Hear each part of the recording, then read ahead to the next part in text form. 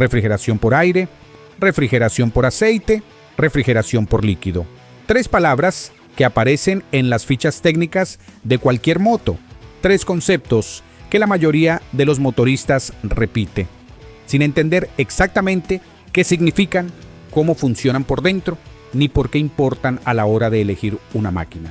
Hoy en Motosangre vamos al fondo de la cuestión, sin simplificar, sin quedarnos en la superficie. Vamos a desmontar cada sistema, desde la física que lo hace funcionar, hasta las consecuencias reales que tiene en tu motor, en tu bolsillo y en los kilómetros que puedes exigirle a tu moto antes de que empiece a darte problemas. Porque elegir una moto sin entender cómo gestiona el calor es como comprar una casa sin revisar los cimientos. Arrancamos. El problema que todo motor tiene que resolver. Antes de hablar de soluciones, hay que entender el problema.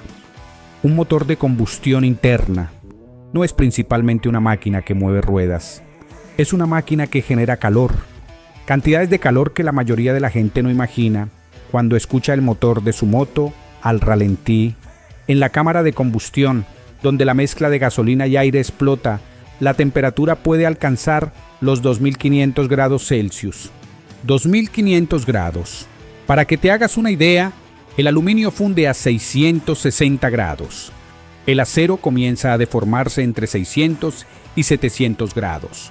Los componentes internos de tu motor están sometidos, de forma cíclica y repetida, a temperaturas que superan 4 veces el punto de fusión del material con el que están fabricados. ¿Por qué no se destruyen? Porque el sistema de refrigeración extrae ese calor de forma continua, antes de que llegue a destruir el metal.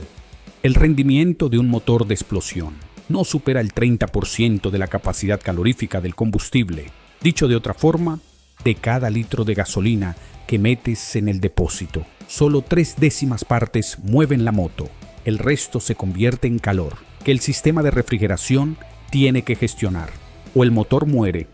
La temperatura ideal de trabajo de un motor de moto está sobre los 75 grados Celsius. No 2.500, number 375. Ese es el rango donde la combustión es eficiente, donde el aceite lubrica correctamente, donde las tolerancias entre los componentes metálicos son las que diseñó el ingeniero. Todo lo que se desvíe de ese rango, tanto por arriba como por abajo, degrada el rendimiento y acelera el desgaste. La refrigeración no es un accesorio, es la condición que hace posible que todo lo demás funcione. Y hay 3 formas fundamentales de conseguirla: refrigeración por aire, la física detrás de las aletas, el sistema más antiguo, el más simple y el más incomprendido. Para entender la refrigeración por aire, hay que entender un principio básico de física térmica, que se llama convección. Cuando una superficie caliente entra en contacto con aire frío, el calor se transfiere automáticamente del sólido al fluido. No necesita bomba, no necesita presión, no necesita ningún componente adicional. Es física pura. La velocidad de esa transferencia depende de 2 factores. Primero, la diferencia de temperatura entre la superficie y el aire. Cuanto mayor sea la diferencia, más rápida es la transferencia. Segundo, la superficie de contacto disponible. Cuanto mayor sea el área de metal expuesto al aire, más calor puede transferirse en el mismo tiempo. Y ahí está el ingenio de las aletas de refrigeración. Imagina un cilindro de motor liso. El aire solo puede tocar la superficie exterior del cilindro. Ahora añade entre 10 y 15 aletas de metal que sobresalen de esa superficie. El mismo flujo de aire pasa ahora por cada una de esas aletas, multiplicando el área de contacto disponible varias veces, sin añadir casi ningún peso adicional. Es una solución de ingeniería brillante en su simplicidad. Las ventajas son reales: sin bomba de agua, sin termostato, sin radiador, sin mangueras, sin refrigerante que cambiar. Menos piezas significa menos puntos de fallo, menos mantenimiento, menos coste y menos peso. Un motor de aire puede ser reparado con herramientas básicas en cualquier parte del mundo, pero las limitaciones son igual de reales. El sistema funciona únicamente cuando hay flujo de aire, en autopista a velocidad de crucero, El motor se enfría de forma eficiente y constante, pero en climas cálidos puede generarse una situación de sobrecalentamiento y la refrigeración es inestable. En un atasco en Madrid en agosto, parado con el motor a ralentí, el flujo de aire sobre las aletas es prácticamente nulo. El calor se acumula, la temperatura sube y cuando la temperatura sube por encima del rango óptimo, la combustión se vuelve errática, el aceite pierde viscosidad y las tolerancias entre las piezas metálicas se alteran, porque el metal se dilata de forma desigual. Este tipo de motores son más económicos, duraderos y son perfectos para andar por la ciudad y en climas no tan calurosos, pero cuando la exigencia sube, el aire solo no basta. Refrigeración por aceite. La solución que vino de la guerra. El aire puede enfriar la superficie exterior del cilindro, pero hay zonas dentro del motor donde el aire no llega nunca. El interior de la culata, las paredes internas del cilindro, las válvulas. Esas zonas son precisamente donde se genera más calor, porque están en contacto directo con la cámara de combustión. Para enfriar esas zonas internas, el sistema de refrigeración por aceite aprovecha algo que ya está presente dentro de cualquier motor, el aceite lubricante. En un motor convencional, el aceite circula para reducir la fricción entre las piezas móviles, pero el aceite también tiene capacidad para absorber calor por conducción, el proceso por el que el calor se transfiere entre dos sólidos, o entre un sólido y un líquido en contacto directo. Cuando el aceite circula por los conductos internos del motor, no solo lubrica, sino que también absorbe calor de las zonas más calientes. El sistema de refrigeración por aceite añade un componente específico. Para aprovechar esta capacidad, el enfriador de aceite es un componente de aspecto similar a un pequeño radiador, normalmente montado en la parte delantera del motor, donde puede recibir flujo de aire. El aceite caliente sale del motor, pasa por el enfriador, donde cede parte de su calor al aire que circula sobre las aletas y regresa al motor ya más frío, para continuar tanto con la lubricación como con el trabajo de refrigeración. Suzuki la usó con maestría en la primera generación de la GSX-R. Kawasaki la aplicó en varias generaciones de su Z. En ambos casos, el resultado fueron motores que podían exigirse más que sus equivalentes de aire puro, sin necesitar la complejidad del sistema de refrigeración líquida completo, pero el límite fundamental no desaparece. Su eficacia depende del movimiento de la moto y no permite regular la temperatura interna del motor. Cuando la moto está parada, el aire no fluye sobre el enfriador de aceite y la refrigeración se detiene.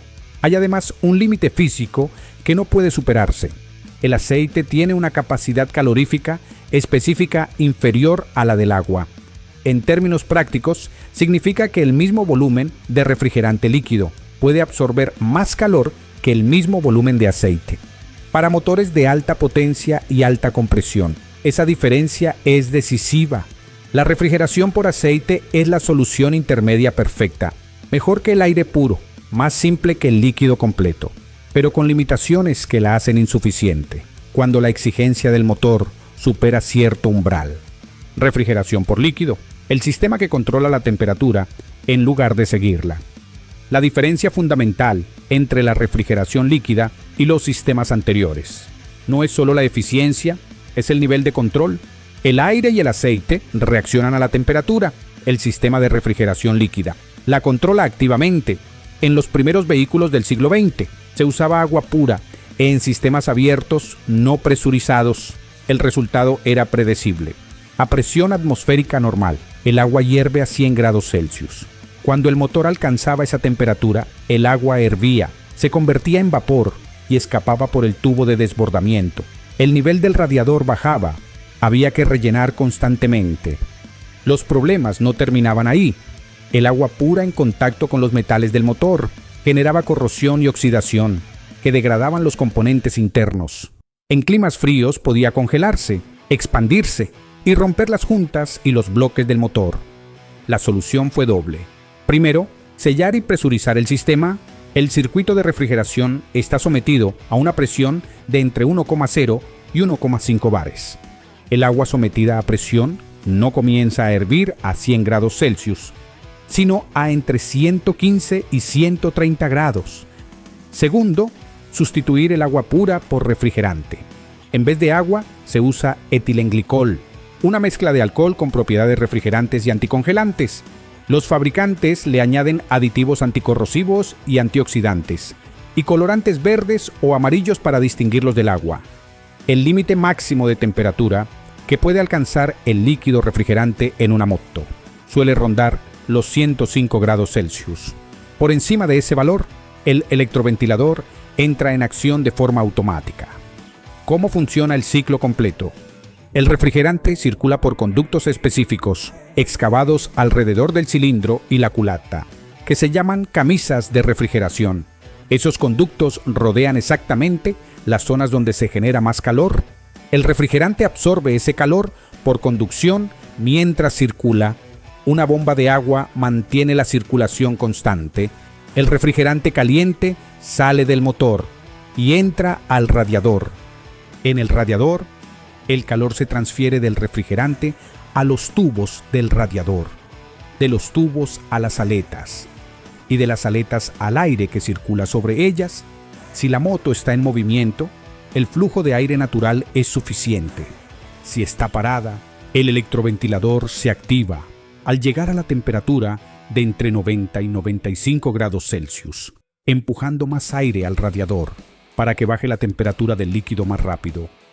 El componente que lo hace diferente a todo lo anterior, el termostato. El termostato controla el flujo del refrigerante según la temperatura. Si el motor está frío, impide la circulación hacia el radiador para acelerar el calentamiento. Cuando arrancas en frío, el refrigerante no va al radiador. Circula solo por el interior del motor, acumulando calor, hasta que el motor alcanza su temperatura óptima de funcionamiento. En ese momento, el termostato se abre y el refrigerante empieza a circular por el radiador. El motor llega antes a su temperatura de trabajo óptima y la mantiene de forma estable, independientemente de si está parado en un atasco o circulando por la autovía. En un motor frío, la mezcla aire-combustible se enriquece. Es decir, el sistema envía más gasolina de la necesaria, más gasolina sin quemar completamente. Significa más emisiones, más consumo y más depósitos de carbono en el interior del motor. El termostato minimiza ese periodo, acelerando el calentamiento del motor. La ventaja que lo cambia todo para el ingeniero. Si comparamos dos motos de la misma cilindrada, con sendos sistemas de refrigeración, se observa una diferencia de entre 5 y 10 caballos de fuerza, porque en la moto refrigerada por líquido, la temperatura del motor se regula mejor, lo que permite al motor trabajar a mayor fuerza, con mayor compresión y más revoluciones por minuto. Con la temperatura estabilizada, el ingeniero puede ajustar las tolerancias internas con mayor precisión. Puede subir la relación de compresión, lo que aumenta directamente la potencia y la eficiencia. Puede afinar el mapa de inyección porque sabe exactamente en qué rango de temperatura va a operar el motor. Puede reducir las emisiones porque la combustión es más completa y más controlada. Y si lo que buscas es un sistema más respetuoso con el medio ambiente, la refrigeración por líquido contamina menos que la de aire. Eso no es opinión, es una consecuencia directa de la combustión más eficiente que permite una temperatura controlada con precisión. El coste de ese control: radiador, bomba de agua, termostato, mangueras, juntas, refrigerante. Cada uno de esos componentes tiene un coste de fabricación, un peso y un potencial punto de fallo. Es un sistema más complejo, más pesado y más caro de mantener que el aire puro. Pero en un motor de alta compresión y alto rendimiento, esa complejidad adicional no es una elección, es un requisito físico. Las tres diferencias que importan en la práctica. Después de entender cómo funciona cada sistema por dentro, estas son las tres diferencias que debes tener claras. Cuando compras una moto, primera, el comportamiento en ciudad. Un motor de aire en un atasco prolongado en verano acumula calor sin salida si el motor lleva el combustible ajustado al límite de su sistema de refrigeración y la temperatura exterior es alta. El riesgo de sobrecalentamiento es real. Un motor de líquido en el mismo atasco tiene el electroventilador activado y el termostato gestionando la temperatura. Trabaja dentro de su rango óptimo, independientemente de las condiciones exteriores. Para el motorista que vive en Madrid, Barcelona, Ciudad de México o Bogotá y usa la moto a diario en tráfico urbano. Esta diferencia tiene implicaciones directas en el desgaste del motor a largo plazo. Segunda, el intervalo de mantenimiento real. Un motor de aire bien diseñado y mantenido correctamente puede durar décadas, pero un motor de líquido puede tolerar períodos de mantenimiento más largos entre revisiones de válvulas y componentes internos, porque trabaja con temperaturas más estables y uniformes. Las dilataciones y contracciones térmicas son menores y más predecibles, lo que significa menor desgaste acumulado en cada ciclo de trabajo. Tercera, las posibilidades de sintonización. Si alguna vez te preguntas, ¿por qué dos motos de cilindrada similar tienen diferencias tan grandes en potencia? Parte de la respuesta está en el sistema de refrigeración. Un motor de líquido puede llevar relaciones de compresión más altas, puede girar a más revoluciones de forma sostenida y puede aprovecharse más en términos de potencia, sin que la temperatura limite esas posibilidades. Un motor de aire tiene en la gestión térmica un techo que el ingeniero no puede ignorar. Comparativa final. Los tres sistemas en resumen. La refrigeración por aire es el sistema más simple y más barato, sin bomba, sin radiador, sin refrigerante, ligero, fácil de mantener, fácil de reparar en cualquier parte del mundo. Ideal para motores de baja y media compresión, uso urbano moderado y climas templados. Su limitación es la dependencia del flujo de aire externo y la inestabilidad de la temperatura en condiciones de tráfico intenso. La refrigeración por aceite es la solución intermedia, más efectiva que el aire, porque el aceite llega a las zonas internas donde el aire no puede. El motor trabaja con temperaturas más estables, pero sigue dependiendo del flujo de aire para completar el ciclo de enfriamiento. Y la capacidad calorífica del aceite tiene un límite físico, que los motores de alta exigencia superan. La refrigeración por líquido es el sistema más completo. Controla activamente la temperatura. En lugar de reaccionar a ella, permite mayor compresión, mayor potencia, menores emisiones y mayor vida útil de los componentes internos. El coste es mayor complejidad, más peso y más mantenimiento, y es el sistema que la normativa Euro 5 y Euro 6 está convirtiendo en prácticamente obligatorio. Para cualquier motor que quiera cumplir los estándares de emisiones actuales, ninguno de los tres es mejor en términos absolutos. Cada uno es la respuesta correcta a un conjunto específico de condiciones de uso, presupuesto y exigencia. Conocer las diferencias no es curiosidad técnica, es la información que necesitas para entender exactamente lo que estás comprando cuando miras una ficha técnica y lees esas tres palabras: aire, aceite, líquido. Eso es lo que hay detrás de los sistemas de refrigeración de tu moto, física aplicada, ingeniería de compromiso.